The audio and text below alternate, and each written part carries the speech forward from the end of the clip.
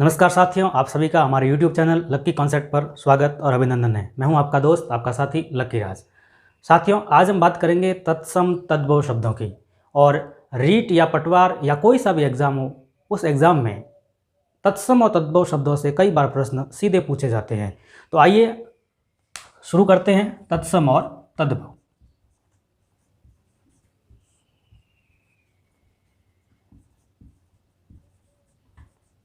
तत्सम और तद्भव शब्द, सबसे पहले इसकी भूमिका जानते हैं कि तत्सम शब्द का अर्थ क्या होता है और तद्भव शब्द का अर्थ क्या होता है।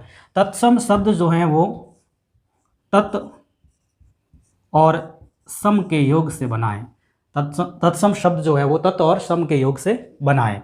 और तत् का मतलब होता है उसके, और सम मतलब समान। किसके समान? जो हमारी जो सबसे पहले जो प्रयोग की जाने वाली जो भाषा थी, संस्कृत भाषा, और उस संस्कृत भाषा से ज्यों के त्यों उसके समान शब्द हम आज भी हिंदी में प्रयोग कर रहे हैं। और उन शब्दों को हम क्या कहते हैं? तत्सम शब्द कहते हैं। सबसे पहले आप ध्यान रखेंगे ये तद्भव मतलब भाव यानी जन्म, और उससे जो जन्म लेकर कहीं ना कहीं रूप परिवर्तित होकर जो शब्द हम प्रयोग कर रहे हैं, और वो शब्द आज तद्भव शब्द कहलाते हैं। ठीक है, तत्सम और तद्भव वास्तव में क्या हैं और इनके बीच में जो काल हैं, किस प्रकार से इनका विभाजन हुआ है। और सबसे पहले आपको पता होना चाहिए कि हमारे जो वेदों में जो भाषा प्रयोग की जाती थी, जो शब्द प्रयोग किए जाते थे, वो शुद्ध रूप से संस्कृत के थे। ठीक है ना। और इसीलिए सबसे जो प्राचीन जो भाषा है वो संस्कृत कही जाती है, जो वेदों में भी प्रयोग की गई हैं और जिन्हें वैदिक संस्कृत भी कहते हैं। और वैदिक संस्कृत में जैसा कि आपको पता है कि संपूर्ण वेद जो भी हैं वो संस्कृत में लिखे गए हैं। और जब भी जो बोलचाल में जो हम बोलते हैं उन शब्दों को यदि हम लिख देते हैं और लिखने के बाद वो प्रचलित हो जाती है, प्रचलन में आ जाती हैं और वो नियमों में बंध जाती हैं। इसीलिए जो आम लोग हैं, आम जन हैं, उनके लिए ये भाषा क्या हो जाती है? जटिल हो जाती है। तो इसके बाद लोक व्यवहार में जो संस्कृत प्रयोग में की जाने लगी, उन्हें हम लौकिक संस्कृत के नाम से जानते हैं। और ये भी काफ़ी समय तक चली। उसके बाद ये भी इनकी भी जो लेखन के रूप में प्रयोग किया गया और लिखा गया। लिखने के बाद इनके भी ग्रंथ, पुस्तकें वगैरह आई, और जिस वजह से आपको पता है कि जब उसका हम लेखन करते हैं किन्हीं शब्दों का और भाषा का, तो वो नियमों में बन जाती हैं, वो भी क्या हो जाती है? आम जन के लिए जटिल हो जाती हैं। तो उसके बाद तीसरे नंबर पर जो आई है वो है पाली और प्राकृत।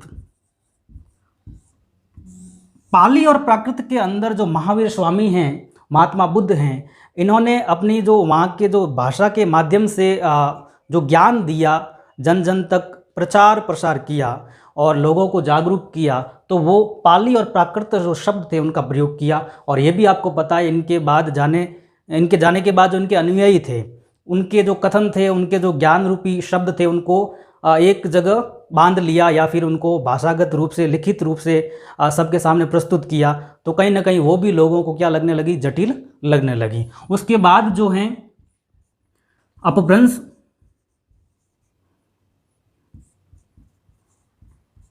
और अपभ्रंश में जो लिखे जाने वाले शब्द थे, इसका जो मतलब होता है, वैसे अपभ्रंश का मतलब होता है भ्रष्ट भाषा। कैसी भाषा? भ्रष्ट भाषा। इसका मतलब ये है कि इसमें मिश्रित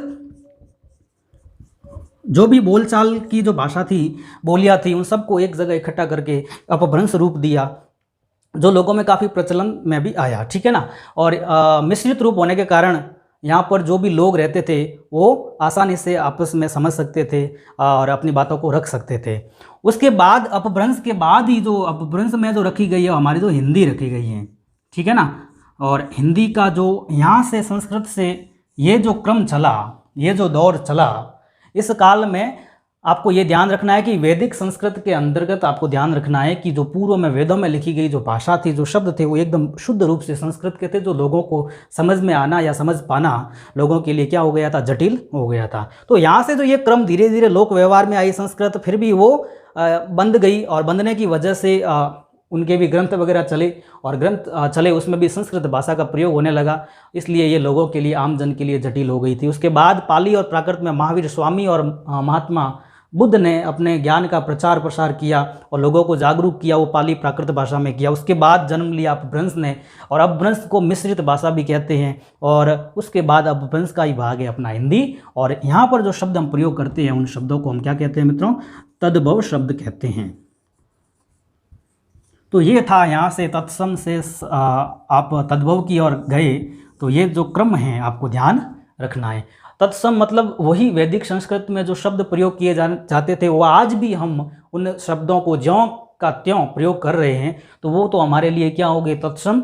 और तद्भव शब्द जो हैं वो वैदिक संस्कृत के बाद लौकिक संस्कृत और लोक व्यवहार में बोली जाने वाली, और उसके बाद पाली और प्राकृत भाषा का प्रयोग होने लगा, जिसमें महावीर स्वामी और भगवान बुद्ध अपने ज्ञान का प्रचार प्रसार लोगों के बीच में कर रहे थे तो प्राकृत और पाली भाषा में करते थे। उसके बाद अपभ्रंश ने जन्म लिया, और अपभ्रंश में जो भाषा प्रयोग की जाती थी वो लोगों के लिए कैसी थी? अच्छी थी, सहज थी और सरल थी। इसीलिए वो मिश्रित भाषा, या अपभ्रंश का मतलब भ्रष्ट भाषा भी है, उसको हम कह सकते हैं। लेकिन यहाँ पर जो मिश्रित भाषा का प्रयोग हुआ, उसके बाद अपभ्रंश से ही निकली हमारी हिंदी भाषा, जिसमें हम जो शब्द प्रयोग करते हैं वो शब्द तद्भव शब्द कहलाते हैं, जो कहीं ना कहीं संस्कृत से बिगड़ कर परिवर्तित होकर हमारे हिंदी में प्रयोग होने लगी है। तो ये जो क्रम है आपको ध्यान रखना है मित्रों, ठीक है।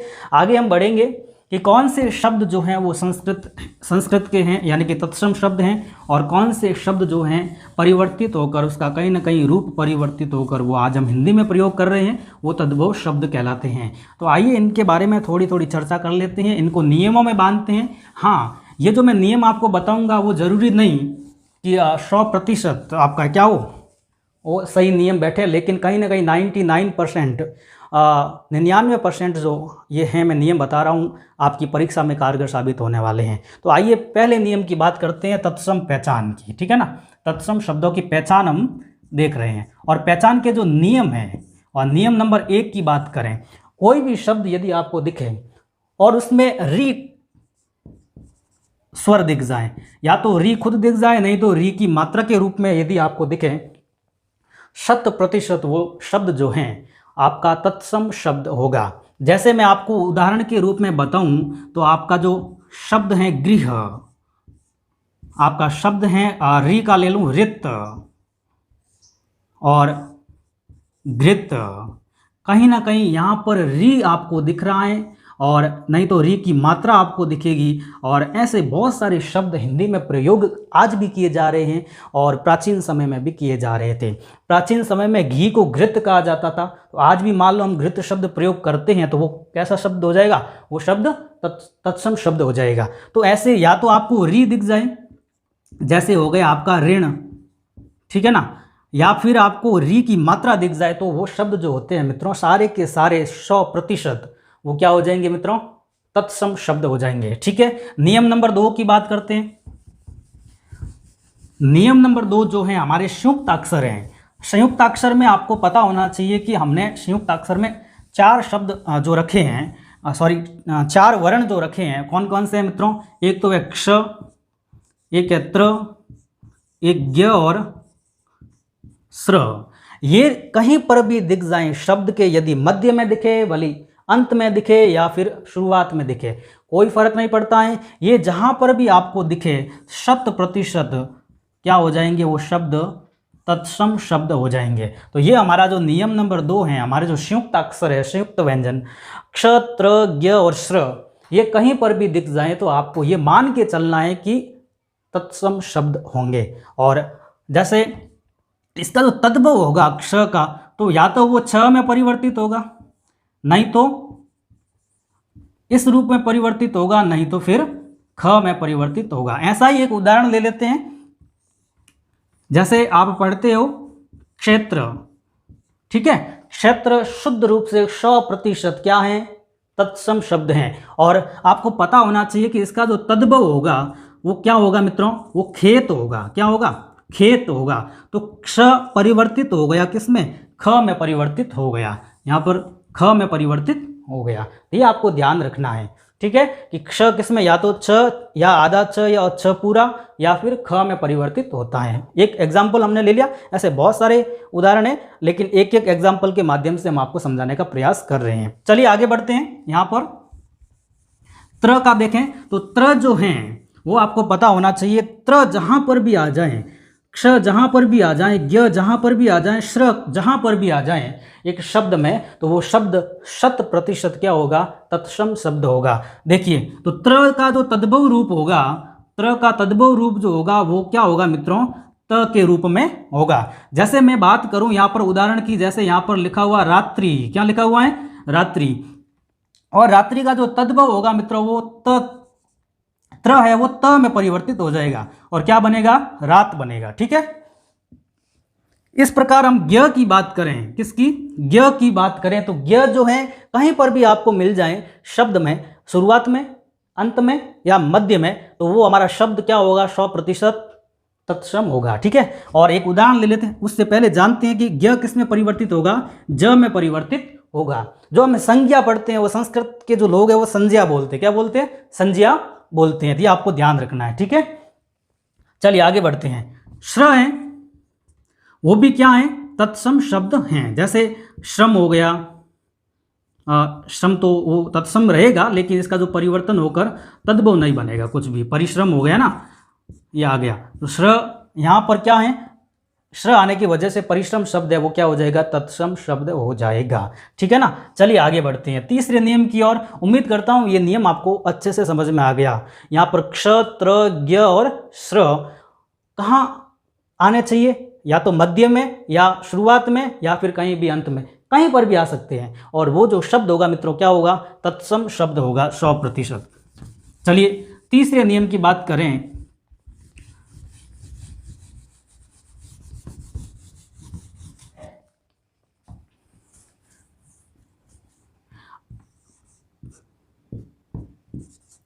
तीसरा नियम है कि आपको यह दिख जाए, तत्सम शब्द हैं अधिकांश या ज्यादातर, यह जो है वो शुरुआत में आना चाहिए। ठीक है, जैसे मैं बात कर रहा हूं यज्ञ, यज्ञ को क्या बोलते हैं, यज्ञमान बोलते हैं, तो जजमान बोलते हैं ना, तो ये यह जो है किस में बदल जाएगा, ज में परिवर्तित हो जाएगा। और ज्ञ भी मैंने आपको बताया था किस में परिवर्तित होगा, ज में परिवर्तित होगा। तो यज्ञमान जो होता है, जिसको जजमान कहते हैं, ये आपको पता होना चाहिए। ठीक है, और भी बहुत सारे उदाहरण हैं, जैसे एक शब्द है जुगति, तत्सम शब्द है, सॉरी युक्ति शब्द होगा तत्सम, और युक्ति का जो तद्भव होगा मित्रों क्या हो जाएगा, जुगति हो जाएगा। क्या हो जाएगा, जुगति हो जाएगा। ये चीज आप ध्यान रखेंगे। बहुत सारे उदाहरण हैं ऐसे, यव है, जैसे यह किस में परिवर्तित हो जाएगा, ज में परिवर्तित हो जाएगा, तो क्या बन जाएगा, जब हो जाएगा। ठीक है ना, यूथ शब्द है, और वो किस में परिवर्तित हो जाएगा, जूथ में हो जाएगा। ठीक है ना, जूथ भी बोलते हैं, जत्था भी बोलते हैं इसको। आई बात समझ में आपको। ठीक है, तो इस प्रकार के शब्द जो आए, शुरुआत में क्या होना चाहिए, यह होना चाहिए, तो वो हमारा शब्द क्या होगा, तत्सम होगा। और जैसे ही तद्भव में परिवर्तित करेंगे, तो यह को किस में परिवर्तित करेंगे, हम ज में परिवर्तित करेंगे। तो यह था हमारा तीसरा नियम। और चौथे नियम की तरफ बढ़ते हैं हम लोग।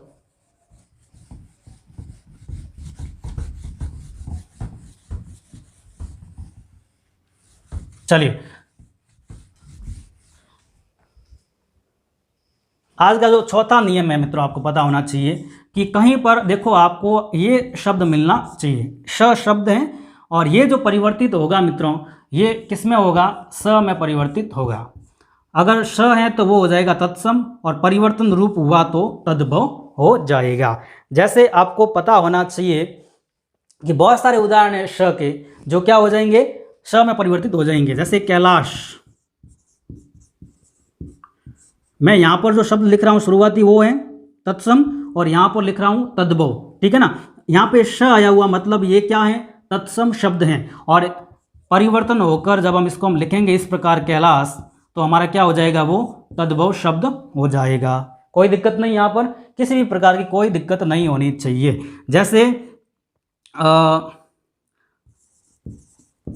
काफ़ी आप लिखते हो ना कि 10,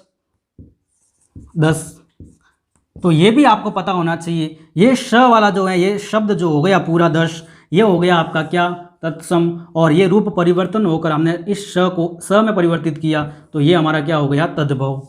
बात आ रही है समझ में आपको? यानी कि आपको श दिखे तत्सम होगा, और इनका जो रूप परिवर्तन होकर हम स सड़क में बदल रहे हैं, इसका मतलब वो शब्द जो है क्या हो जाएगा? तद्भव हो जाएगा। किसी को कोई प्रॉब्लम है तो बताइए कि यहाँ पर श जो है वो स में परिवर्तित हो रहा है, मतलब ये तत्सम से तद्भव बना रहे हैं हम लोग। ये नियम नंबर क्या है? चौथा है। आई बात समझ में? चलिए पांचवें नियम की तरफ बढ़ रहे हैं हम लोग।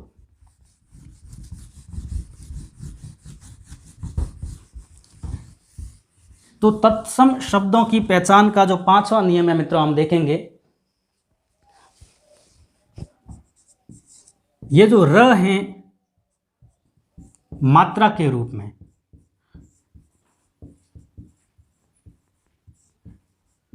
ये र जो है वो मित्रों मात्रा के रूप में यदि आता है तो वो क्या हो जाएगा? तत्सम शब्द हो जाएगा। जैसे पहला ही है कार्य, क्या हो जाएगा? कार्य का काज हो जाएगा, ठीक है। और भी है, जैसे धैर्य है, धैर्य को धीर कहते हैं, ठीक है। ये आपको ध्यान रखना है। धीरज, यह जो है वो किसमें परिवर्तित हो गया? ज में, ये भी आप ध्यान रखेंगे, धीरज होगा, ठीक है। बहुत सारे जैसे प्रस्तर हैं,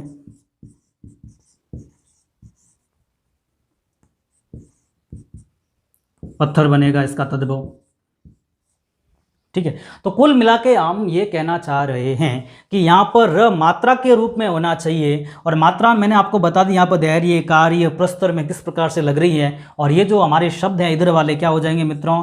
तत्सम हो जाएंगे, और ये जो है मित्रों क्या हो जाएंगे? तद्भव हो जाएंगे।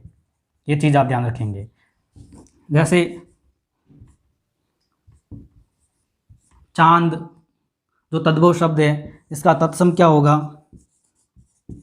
ये लो चंद्र, ठीक है। ये आप ध्यान रखेंगे।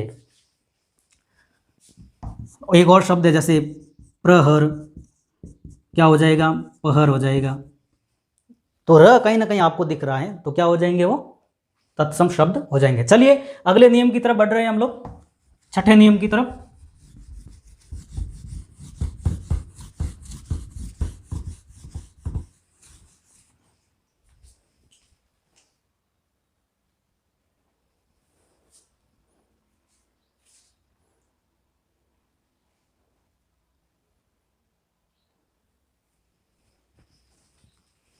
चलिए छठा नियम क्या कह रहा है? छठा नियम कह रहा है कि ये श आपको दिख जाए, ठीक है। हलंत के रूप में भी हो सकता है। तो क्या होगा? वो शब्द जो होगा मित्रों क्या होगा? पूरा भी हो सकता है, श आधा भी हो सकता है, कोई दिक्कत नहीं। तत्सम हो जाएगा, आपको ध्यान रखना है। तो क्या हो जाएगा? यहां पर लोक, जैसे लिखा हुआ है यहां पर काष्ठ, क्या लिखा हुआ मित्रों? काष्ठ। क्या हो जाएगा? जैसे यहां पर लिखा हुआ है कुष्ठ, ठीक है।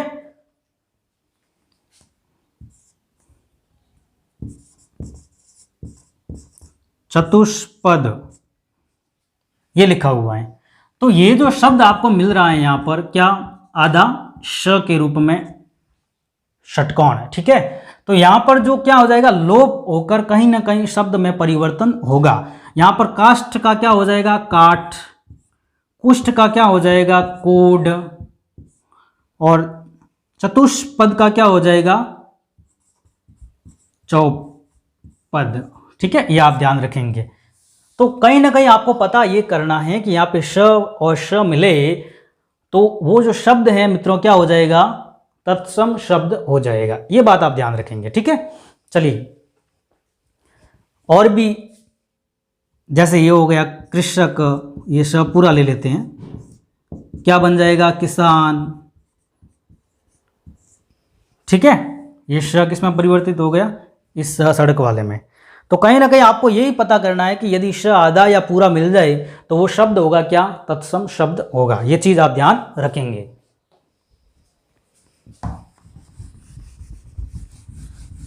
सातवां नियम जो है वो मित्रों आपको ध्यान रखना है।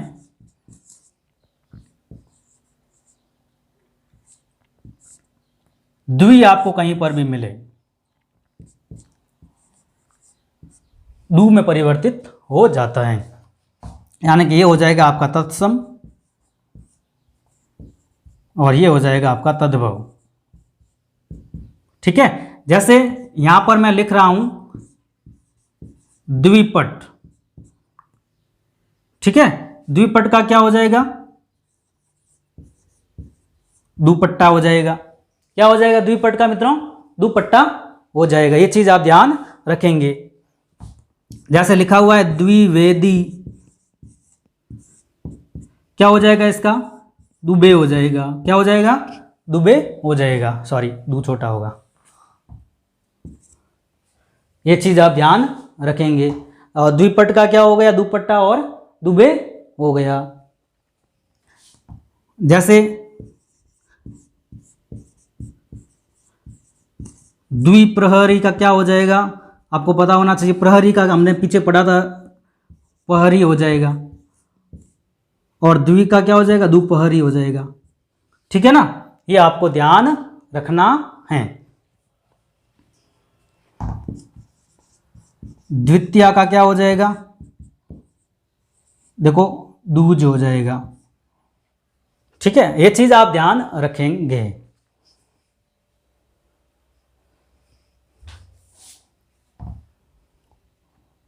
दू या दू लिख सकते हो यहां पर।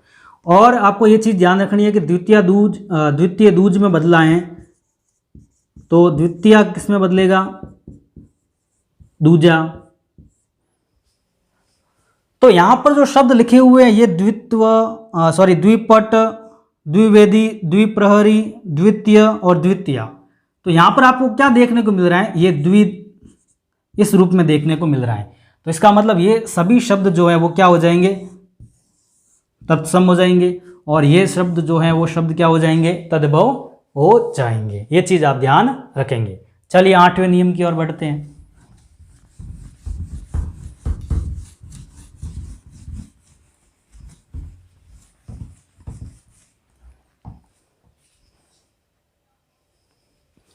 आठवां नियम जो है मित्रों, आपको ध्यान रखना है, ये जो वर्ण है ये तत्सम रूप में होगा। यानी कि किसी भी शब्द में यदि आपको वर्ण मिल जाए तो वो कौन सा शब्द होगा? तत्सम शब्द होगा। और इसका जो रूप परिवर्तन होकर आपको न के रूप में दिखेगा। ठीक है ना, आपको न के रूप में दिखेगा। जैसे मैं यहां पर लिख रहा हूं लवण, तो क्या हो जाएगा? लवण हो जाएगा। लवण और लवण, यानी कि ण किस में परिवर्तित हुआ है मित्रों? न में परिवर्तित हुआ है। जैसे यहां पर लिखा हुआ है बाण, बाण का क्या हो जाएगा? बाण। जैसे वाणी, क्या हो जाएगी? वाणी। ये चीज आप ध्यान रखेंगे। तो यहां पर आपको ण रूप दिख रहा है और ण किस में परिवर्तित हो रहा है? न में परिवर्तित हो रहा है। तो ण वाले जो भी है वो हो जाएंगे तत्सम और न वाले हो जाएंगे क्या? तद्भव। ये चीज आप ध्यान रखेंगे। चलिए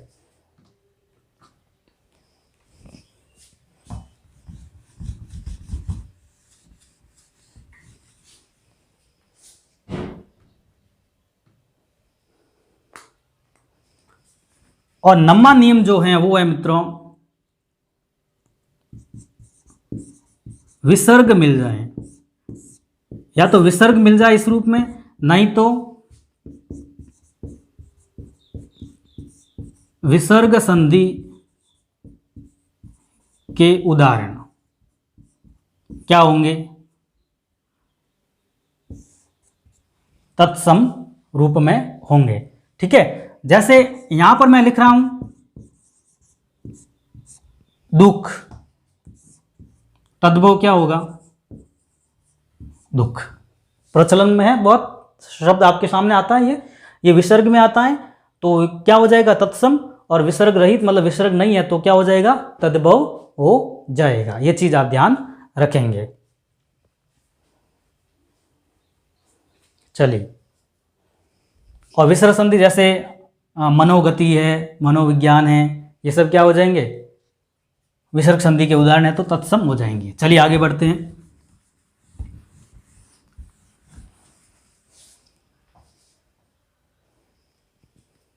दसवां नियम जो है वो है कि संस्कृत के जो उपसर्ग हैं,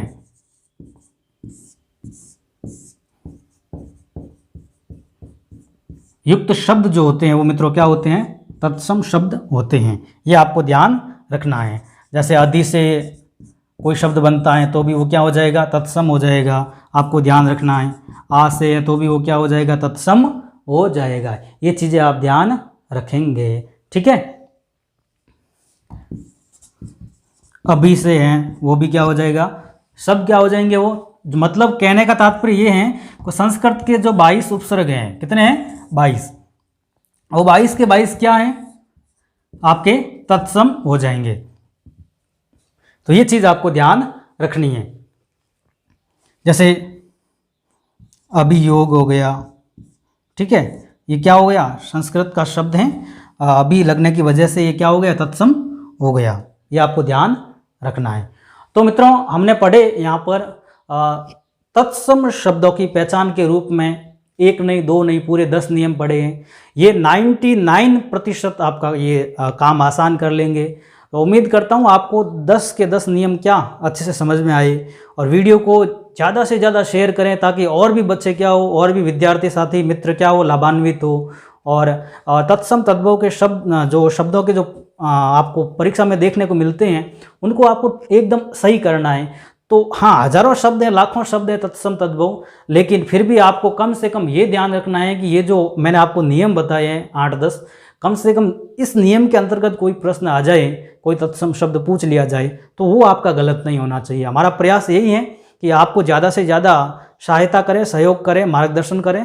और आपका काम ये है कि वीडियो को लाइक करें, ज़्यादा से ज़्यादा शेयर करें, और चैनल को क्या करें, सब्सक्राइब करें। सब्सक्राइब जिन्होंने भी कर दिया है वो पास में बने हुए बेल आइकन को ज़रूर दबाएं, क्योंकि यहाँ से जारी की गई हर सूचना आप तक पहुँचने के लिए उस बेल आइकन का दबना बहुत ज़रूरी है, तभी नोटिफिकेशन आपको सबसे पहले प्राप्त होगा। और वीडियो को शेयर करें, लाइक करें और चैनल को सब्सक्राइब ज़रूर करें। तब तक के लिए जय हिंद, जय भारत।